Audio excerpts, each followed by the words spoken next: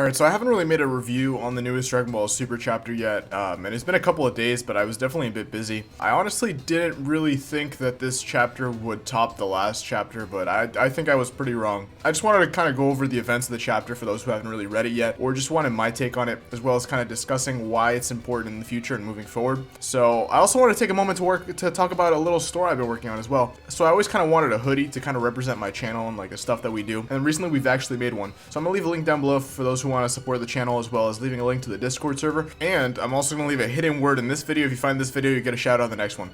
Now this chapter seriously reminds me of one of the previous Bardock specials, but I'll kind of get into that once we get there, right? So this story takes place 40 years prior, back when Goku's a baby. Now we're on planet Cereal for this one, and it starts off with the Namekian, with Granola's Namekian friend. I think his name is Monaito, and everything's kind of peaceful. Him with the rest of the Cerealians. Man, these names are so weird. Just like we already knew, they were invaded by the Saiyans, obviously. But what we didn't know is that we're gonna see some familiar faces later on, right? As kind of hinted by the title of the chapter. Now, he kind of goes on to narrate the fact that there weren't very many of them, so it was a very, very easy take for the Saiyans, right? So we can see that there's literally complete and utter destruction of the landscape without too many survivors. There weren't too many Namekians there to begin with, so he found himself as the last remaining Namekian of the planet.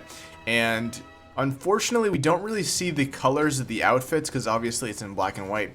But I can assume that this is that some of these people here are part of Bardock's original squad. We can distinguish Bardock's great ape from his scar on his face, right? And we take a moment to kind of follow him as he kind of assists in the destruction of the planet, and he sees Granola and his mother, right? Now, although the Saiyans are, they're a warrior race, they like to take over planets, and they're just a ruthless race in general. It's not only because Frieza was kind of in charge of them, that's just the way that they are in their nature, right? But he's not really a monster, you know what I mean? He still has some humanity, so to speak, left in him, which is kind of portrayed here when he encounters Granola and his mom. Now, he sees them and he doesn't really destroy them, right? His attention is taken away by some other Cerealians who decide to destroy the moon, as that's like their best shot, right? And it's very interesting to see that some of these characters, on a separate planet who are initially way, way weaker can actually bring about some of these pretty impressive feats, which we do see in like early Dragon Ball Z. But I mean, for characters on completely different planets unrelated to any of the main Z fighters, this is a pretty impressive feat. So they managed to destroy the moon, but obviously the Saiyans are very powerful. They don't really need it, so they still bring about the complete destruction of the planet. And then we see Bardock standing in front of Granola's mom and Granola. Now,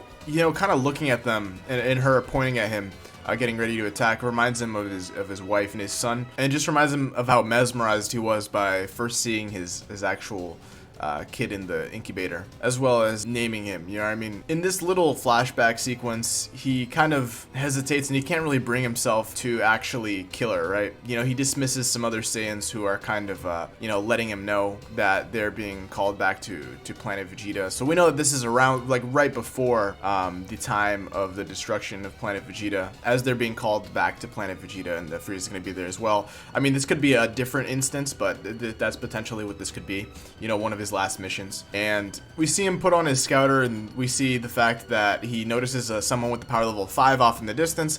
Maybe an animal. Nope, it's intelligent and it's moving around deliberately. And that's when we see the Granola's Namekian friend here. We see that he also didn't kill them, right? So he kind of goes to leave him there with the Namekian, which is kind of crazy due to the fact that the whole reason why they're sole survivors is because of Bardock and his squad. But he does have a little bit of humanity left, That brings us back to the present day where the four of them, Goku, Vegeta, Monaito, and Granola, are just kind of there sitting, listening to this story and kind of reminiscing. Granola is kind of in shock, finding out that his mother wasn't actually killed by the Saiyans, although the rest of his family was, you know what I mean? But his mother wasn't killed by the Saiyans, and he was actually spared by Goku's father, which the Namekian immediately recognizes because of their uncanny resemblance, right? Now, that brings about a very interesting question. Why didn't his mother survive then? And then that brings us back to the past, right? Where we see that Bardock kind of stayed until night and was healed by the Namekian, which, I don't know, I find the sequence all kind of really weird, you know what I mean? Like, obviously, Bardock didn't kill these guys, but just the fact that they're healing him and treating him with such kindness for sparing their lives, even though he actually did kill some other people, So anyways, we go back to the past, right? We see that he's still there until nightfall, and the Namekian kind of restores some of his injuries, although it really severely drains him. And we get a look at the heaters, right? Now, I literally, during their introduction, I didn't really think too much of them. They looked kind of like Emperor Pilaf side characters, so I wasn't really too interested in anything related to them. But now, the more that we see them, the more interesting they become. And I actually really want to see these guys actually in action now. And unfortunately, we don't really get to see too much of that in this chapter. We do get to see a little bit, which I'm going to cover, but not too much, right? So, Bardock actually overhears them plotting to betray Frieza, right? Now, he doesn't really immediately confront them because he doesn't want to create another fight. And then we see Granola come out of his little tent, his little Namekian hut, and he's like, oh, a Saiyan. And then everybody just immediately turns to him. Even the Namekian's like, bro, this kid's gotta shut up. So he makes him pass out, and they kind of got to think on their feet because all the heaters look over because they didn't even realize these people were there. But everybody looks over, and Bardock quickly puts on like some sort of robe and pretends like he's about to kill all three of them. And the heaters ask him what he's doing, and he's like, oh, I was about to destroy him. And then they're like, okay, do it. And he's like, you know, immediately he just shoots and kills the mom, which kind of enrages Bardock. Now, this is kind of like what I was talking about when I was mentioning the fact that this reminds me a lot of the Bardock special. Now, if you guys remember one of the previous Bardock specials,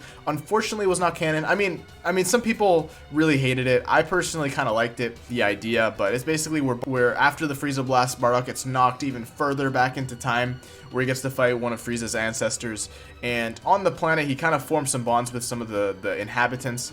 And after one of them are killed, he actually goes Super Saiyan. Now, a lot of people were not a huge fan of this, but I thought it was very, very interesting. Now, literally, this scene made me think that he was about to turn Super Saiyan, but he didn't. So, yeah, it is what it is. And they easily kind of protect themselves from Bardock. I mean, Bardock is a very powerful Saiyan, but obviously, if you compare him to later characters, he's not really too much. And these guys are pretty relevant in the story now, so I don't think that Bardock would really stand a chance against these guys, unfortunately. But towards the end of the chapter, we see that the remaining three of them are kind of just hiding from the heaters, and we also see that it appears the heaters are just gonna go looking for them. You know what I mean? They're prepared to kill them, as well as the fact that they're trying to collect the Dragon Balls. Now, that's pretty much it for the chapter itself. It has a lot of lore, and I actually really, really love chapters like this where they kind of go more in depth on the history of the Saiyans as well, and like it gives us more context and more stories, right? Because we know that Saiyans went to countless other planets, but we didn't really get to see too much of it. You know what I mean? A lot of it was off screen or just like filler, but this is giving us some actual canonical material that we can work with, right? Now this chapter is really important because now Goku actually knows a little bit about his father. He never really canonically knew too much about his father, apart from the fact that, you know, he was a warrior. But now not only is he aware of their uncanny resemblance, but now he also has some personal stories as well. Now, something that I noticed recently is that the story has been having more and more mentions of Bardock, even though he was barely a mention in the original Dragon Ball Z franchise during the Frieza saga. Now, we know that he recently got a backstory revamp in the Broly movie because we knew that they were trying to remake Broly, and I'm pretty sure that Akira Toriyama himself, along with Toyotaro, his staff, are all aware of the popularity of Bardock amongst his fans and the fact that people really want to see more of him. I know I definitely do. Now, we also do know that he likes to appeal to his fans, and a lot of fan ideas have been slowly adapted into the actual franchise itself, such as Evil Goku. You know, for many years after the Turles movie, a lot of people wanted to see what this would actually look like, and we finally got one. We wanted to see Broly in the main story, and that happened. There was also a very popular fan manga called Dragon Ball Multiverse, where they kind of brought upon the idea of multiple universes with similar characters and making a multiversal tournament, and they actually experimented with that idea, although I don't really know if that was the inspiration. It definitely seems to me like it was. So this all kind of makes me wonder if they're willing to somehow integrate Bardock back into the main story and, you know, kind of see what would happen. A lot of people really want to see what would happen if Bardock actually met Goku. There's a lot of mentions in like previous games. There's a lot of references, such as, you know, some special dialogue between Goku and Goku's family and Bardock in games such as Raging Blast and Budokai Tenkaichi 3. Now, we know with the Dragon Balls themselves, it is definitely a possibility, and always was, but the main reason why it was never brought up was that there was no priority or incentive. Now, what these chapters are doing is that they're providing incentive, right? They're stating that he was actually a pretty decent guy, and that's kind of why we never really saw these characters return.